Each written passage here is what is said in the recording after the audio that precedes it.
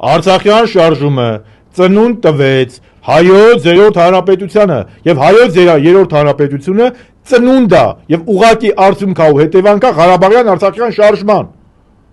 եւ երրորդ հանրապետությունը առանց Արցախի ինքնորոշման իրավունքի, առանց հայկական Արցախի գաղափարի, դա նույն բանն է, ոնց որ քրիստոնեությունը առանց հարության գաղափարի։ Ոնց բացատրեմ։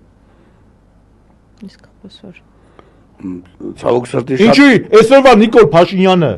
բացեք իր 20 թվականի, 21 թվականի, 19 թվականի ուղերձները փետրվարի 20-ին։ Իսկ այս տարի ծպտուն չի անում։ Ինքը չէր ասում Արցախը Հայաստանի եւ վերջ, ինքը չէր մայիսի 8-ին, երբ որ 18 թվականին ընտրվում էր վարչապետ, չէր ասում այս Սերժ Թանգյանն էլ վերընկած էր պարլամենտին վերևը, այն որ ասեց ես ուզում եմ դիմեմ արցախցի մեր քույրերին ու եղբայրներին, այս բոլոր հանրապետականները ասում են, որ ես որ եկա վատ ալնելու, ես ձեզ հավաստիացնում եմ, որ Արցախի միջազգային իրավունքը, ճանաչումը, ինքնորոշման իրավունքը, Արցախի անկախությունը այլընտրանք չունի։